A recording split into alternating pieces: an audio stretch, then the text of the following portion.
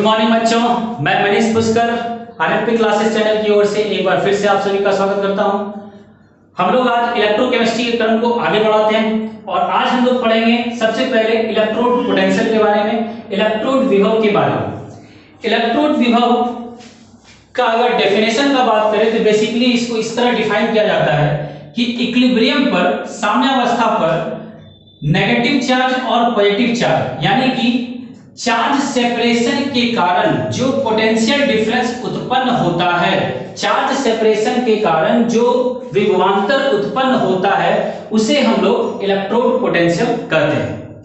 Electrode potential को एक इस तरह से भी डिफाइन किया जा सकता है कि कोई भी मैटर का टेंडेंसी क्या है, इलेक्ट्रॉन को लूज करने का या गेन करने का।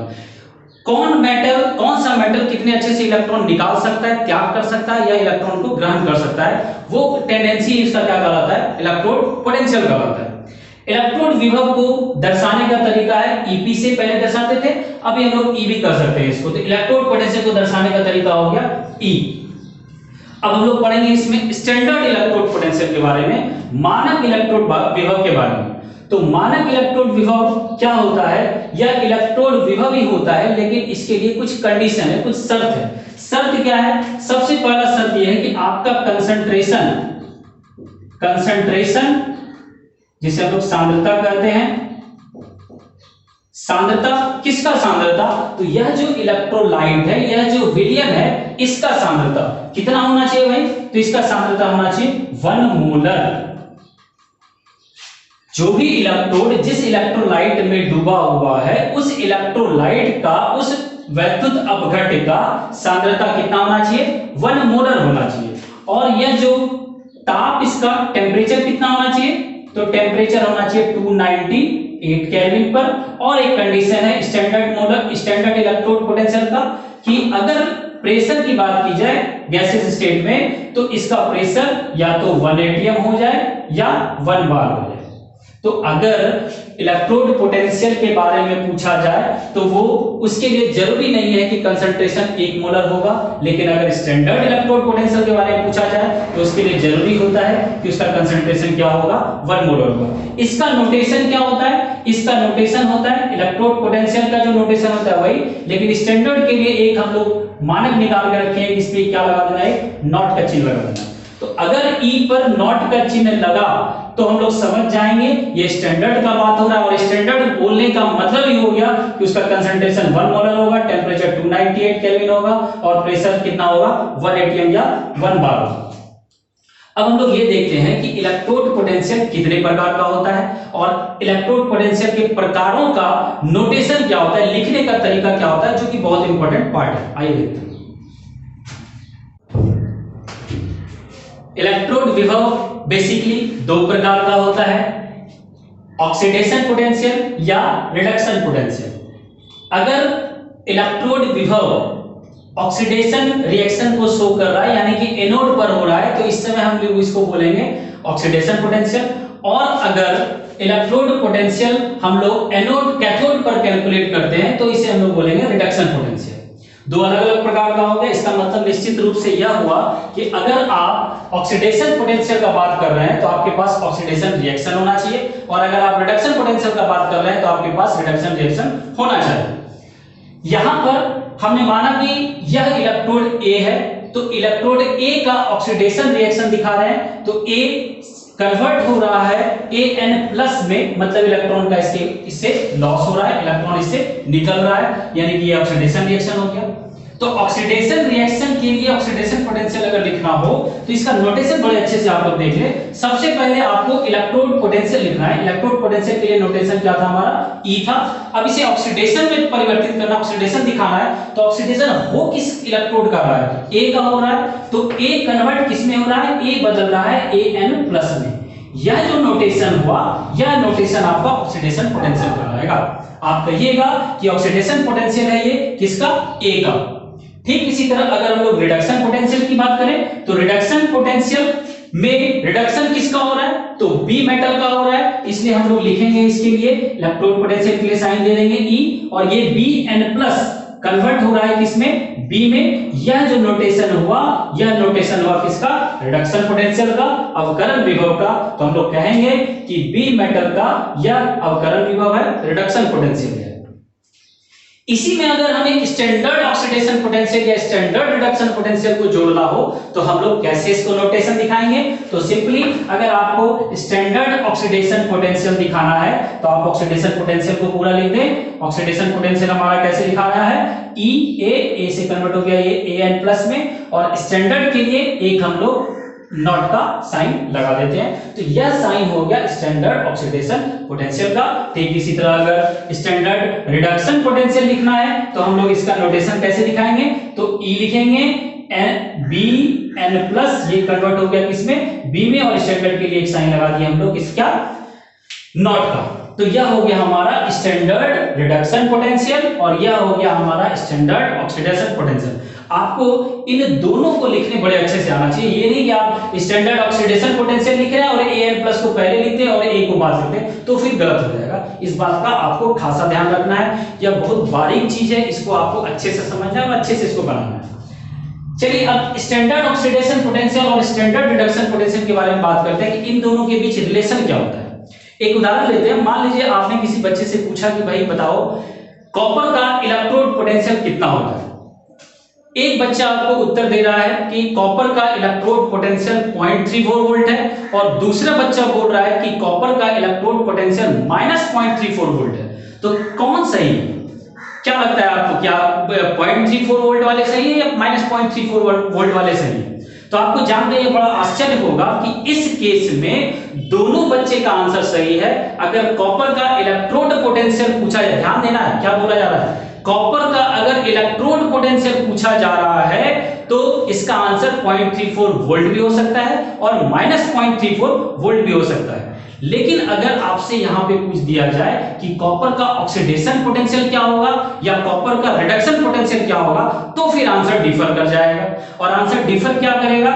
एक पोटेंशियल में पॉजिटिव होगा तो दूसरा पोटेंशियल हमारा क्या हो जाएगा? नेगेटिव हो जाएगा। यानी यहां पर एक फॉर्मूला हम लोग डेवलप करते हैं। ये फॉर्मूला बड़ा इंपॉर्टेंट फॉर्मूला, आप इसे ध्यान में रखेंगे कि SRP is equal to -SOP। कहने का अर्थ हुआ स्टैंडर्ड रिडक्शन पोटेंशियल मानक अवकरण विभव माइनस, ये बराबर होता है minus sign of standard oxidation potential minus sign of किसका? मानक ऑक्सीडेशन विभव। इसे एक एग्जांपल लेके बड़े आराम से हम लोग समझेंगे कि कैसे इसे बनाया जाता है।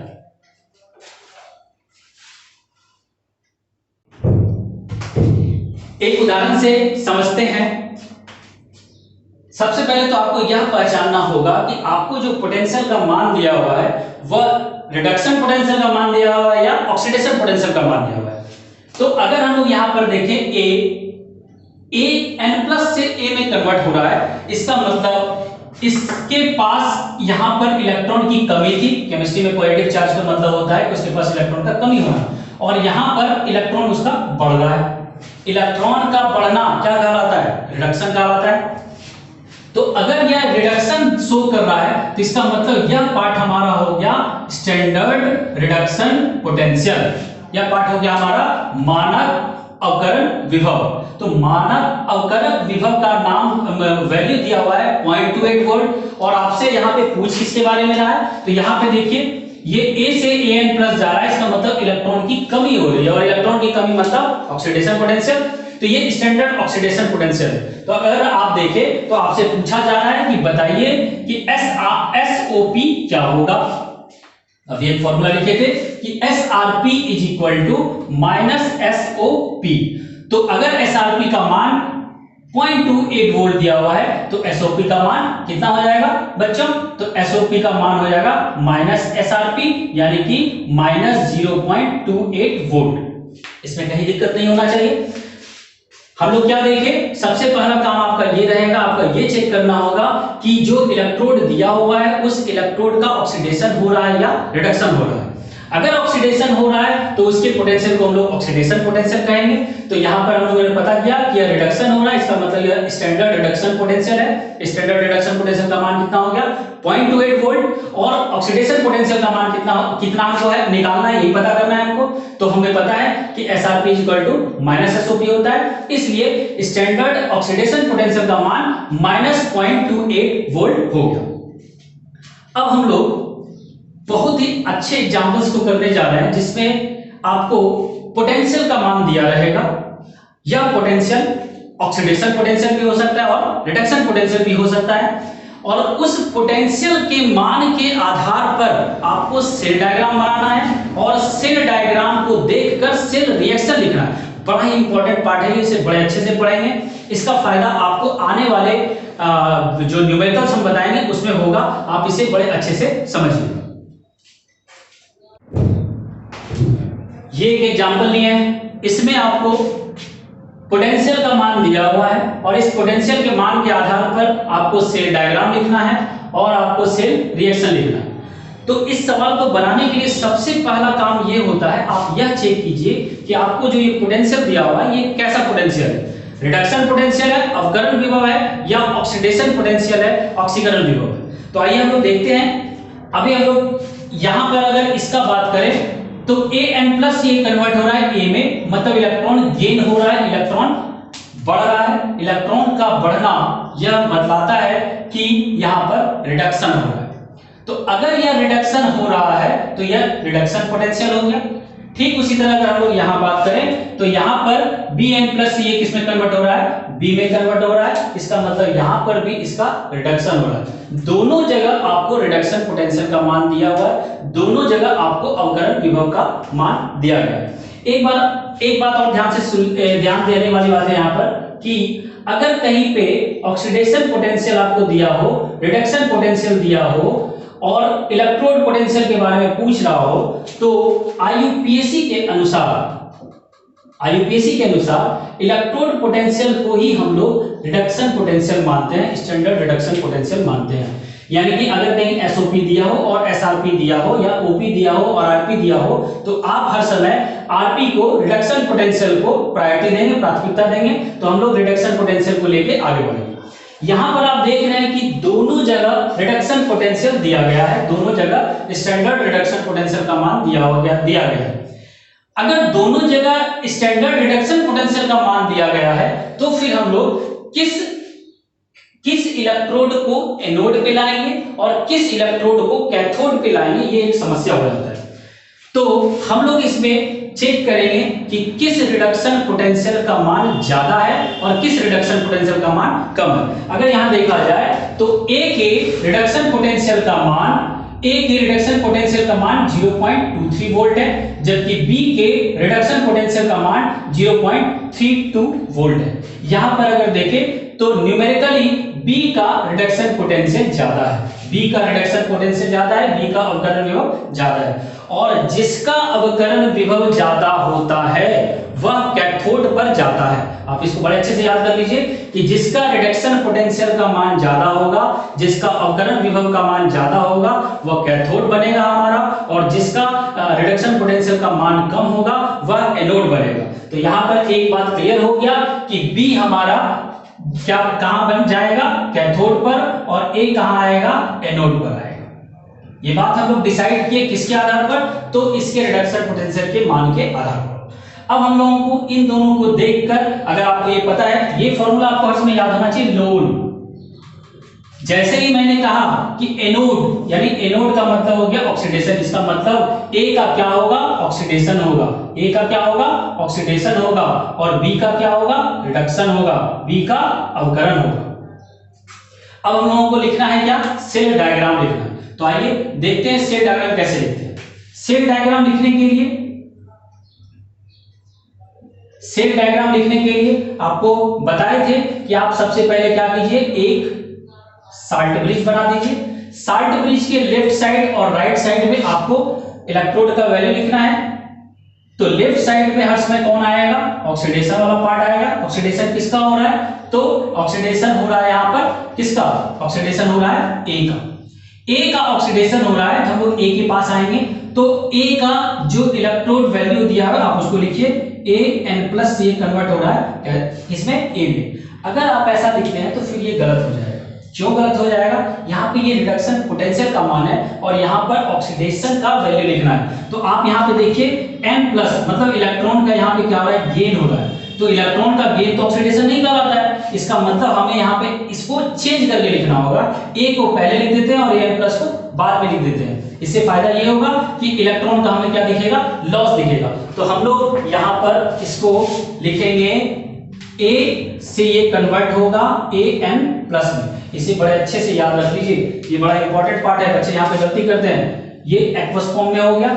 और अगर राइट साइड की बात करें तो राइट साइड में क्या दिखाएगा, रिडक्शन पार्ट दिखाएगा। रिडक्शन किसका हो रहा है, बी का हो रहा है। तो बी का यहाँ पे रिडक्शन दिख भी रहा है, तो हम लोग आराम से लिख देंगे यहाँ पे BN+ से ये कन्वर्ट हो गया किसमें, बी में कन्वर्ट हो गया। ये किस फॉर्म में रहेगा, एक्वस फॉर्म में रहेगा। ये जो हमारा तैयार हुआ ये हमारा सेल डायग्राम बन गया। अब सेल डायग्राम को देखकर सेल रिएक्शन लिखने हम लोग सीख चुके हैं। आइए देखते हैं कैसे लिखते हैं सेल रिएक्शन। अगर सेल रिएक्शन लिखना है तो सबसे पहले आपको ऑक्सीडेशन हाफ सेल रिएक्शन लिखना होगा। ऑक्सीडेशन हाफ सेल रिएक्शन, यहां पर ऑक्सीडेशन किसका हो रहा है, ए का। तो ए का ऑक्सीडेशन हाफ सेल रिएक्शन लिखते हैं। ए कन्वर्ट हो रहा है किसमें, AN+ में, साथ में N इलेक्ट्रॉन यहां से निकल रहा है। ठीक उसी तरह रिडक्शन हाफ सेल रिएक्शन की बात करें अगर, तो रिडक्शन हाफ सेल रिएक्शन में रिडक्शन किसका हो रहा है, बी का। तो BN+ से N इलेक्ट्रॉन लेकर किसमें कन्वर्ट हो रहा है, बी में कन्वर्ट हो रहा है। अब हम पहले ही बता चुके हैं कि सेल रिएक्शन लिखने के लिए आपको सिर्फ एक बात की जानकारी रखनी है कि दोनों साइड इलेक्ट्रॉन का संख्या बराबर होना चाहिए।